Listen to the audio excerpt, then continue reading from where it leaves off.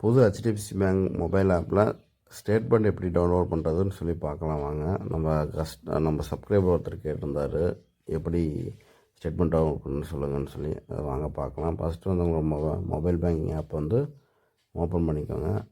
Open பண்ணிட்டு password போட்டு login பண்ணிக்கோங்க. லாகின் பண்ணிட்டு உங்களுக்கு ஸ்டெப் பை ஸ்டெப்பாக சொல்லித்தரேன். கடைசியில் முக்கியமான ஒரு விஷயம் சொல்கிறேன். இதுக்கு கண்டிப்பாக இம்பார்ட்டமான ஒரு விஷயம் வேணும். அது என்னென்னு கடைசி வரல பாருங்கள்.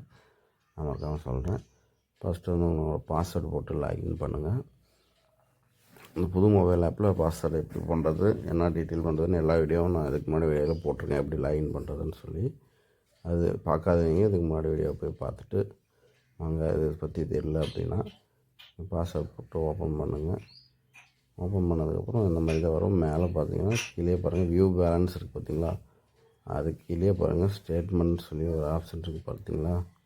அந்த ஆப்ஷன் நம்ம சூஸ் பண்ணுற மாதிரி இருக்கும். அது சூஸ் பண்ணி நம்ம இது பண்ணுற மாதிரி இருக்கும்.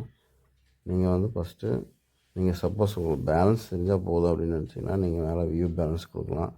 இல்லை எனக்கு ஸ்டேட்மெண்ட் பார்க்கணும், சம்மரி பார்க்கணுன்னா அப்படியே நம்ம ஓப்பன் பண்ணினாவே ஸ்டேட்மெண்ட் அதை டச் பண்ணுங்கள். டச் பண்ணிங்கனாவே அதில் பாருங்கள் ஓப்பன் ஆகும். இதில் கீழே பார்த்தீங்கன்னா நீங்கள் என்ன ட்ரான்சாக்ஷன் பண்ணீங்கன்னு சொல்லி ஒரு 10 ட்ரான்சாக்ஷன் காமிக்கும். அது போதுன்னா அதை மட்டும் பார்த்துட்டு விட்ருங்க. இல்லை எனக்கு ஸ்டேட்மெண்ட் வேணும் அப்படின்னு நினச்சிங்கன்னா மேலே பாருங்கள் கெட் ஸ்டேட்மெண்ட்னு சொல்லி ஒரு ஆப்ஷன் இருக்கும். நான் வந்து கொஞ்சம் ப்ளர் பண்ணியிருக்கேன், எதுவும் தெரியக்கூடாதுன்னு சொல்லி.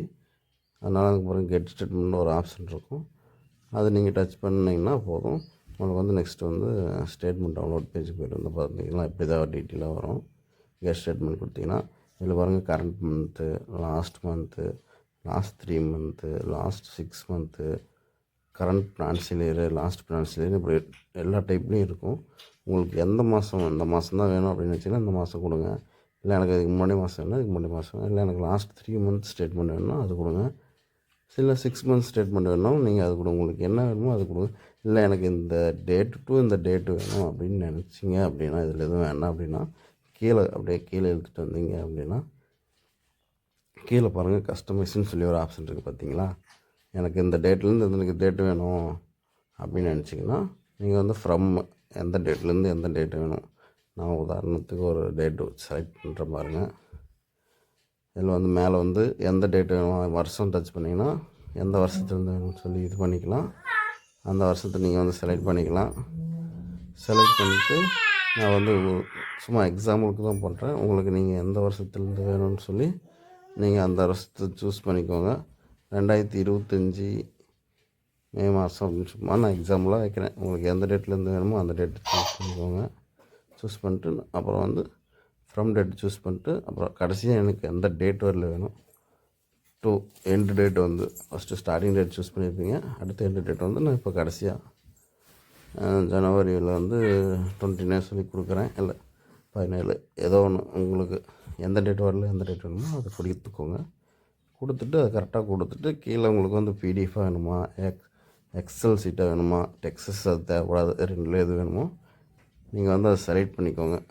செலக்ட் பண்ணிட்டு நான் பிடிஎஃப்னு செலக்ட் பண்ணியிருக்கேன்.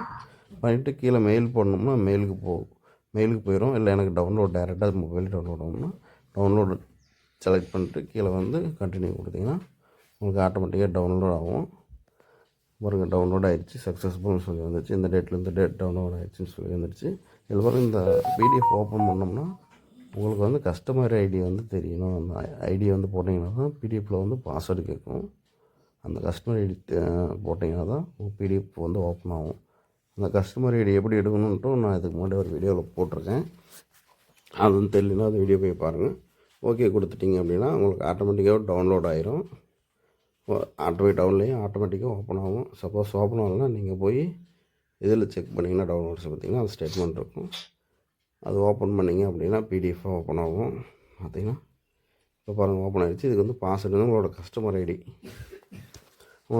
ஐடி போடுற மாதிரி இருக்கும். தெரியாதவங்க உங்கள் செக் புக்கில் இருக்கும், இல்லை பாஸ்புக்லேயே இருக்கும். நீங்கள் பேங்க்கில் கேட்டாலும் சொல்லுவாங்க. இல்லை இது எப்படி நான் கஸ்டமர் ஐடி எடுக்கிறதுன்ட்டு ஒரு வீடியோ போட்டிருப்பேன், அதை பாருங்கள். பார்த்துட்டு கஸ்டமர் ஐடி போட்டிங்கன்னா போட்டு கரெக்டாக போடுங்க. நான் வந்து டேட் ஆஃப் பர்த்தும் பேரும் போட்டால் ஓப்பன் ஆகும்னு சொல்லி செக் பண்ணி பார்த்தேன். ஓப்பன் ஆக மாட்டேங்குது. இதுக்கு முன்னாடி டேட் ஆஃப் பர்த்தும் பேரும் போட்டாலே ஓப்பன் ஆகும். ஆனால் இப்போ ஓப்பன் ஆக மாட்டேங்குது. நீங்கள் கண்டிப்பாக கஸ்டமர் ஐடி தெரிஞ்சால் மட்டும் தான் ஓப்பன் ஆகும். அதனால் நீங்கள் வந்து கஸ்டமர் ஐடி கண்டிப்பாக எடுத்து வச்சுக்கோங்க. அது இருந்தால் தான் ஓப்பன் பண்ண முடியுது. கஸ்டமர் ஐடி கரெக்டாக போட்டு நீங்கள் ஓப்பன் பண்ணால் தான் ஓப்பன் ஆகும். டேட் ஆஃப் பர்த்தெல்லாம் போட்டால் ஓப்பன் ஆக மாட்டேங்குது. பழைய ஸ்டேட்மெண்ட்லாம் டேட் ஆஃப் பர்த் போட்டாலே ஓப்பன் ஆகும்.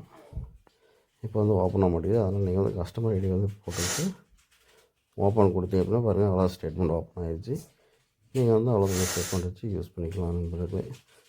இந்த தகவல் உங்களுக்கு பிடிச்சிருந்துச்சுன்னா நம்ம சேனலை மறக்காமல் சப்ஸ்கிரைப் பண்ணுங்கள். மேலும் இது போல் வீடியோ நான் தொடர்ந்து போட எனக்கு என்கரேஜ் பண்ணுங்கள். இந்த மாதிரி ஸ்டேட்மெண்ட் நல்லா நீட்டாக போட்டாச்சு. வேறு ஏதோ வீடியோ வேணுனாலும் கமெண்ட் பண்ணுங்கள். சந்தேகம் இருந்தாலும் கமெண்ட் பண்ணுங்கள், நான் ரிப்ளை பண்ணுறேன் முடிஞ்ச அளவு. இந்த தகவல் பிடிச்சிருந்துச்சுன்னா நம்ம சேனலை மறக்காமல் சப்ஸ்கிரைப் பண்ணுங்கள். நன்றி நண்பர்களே.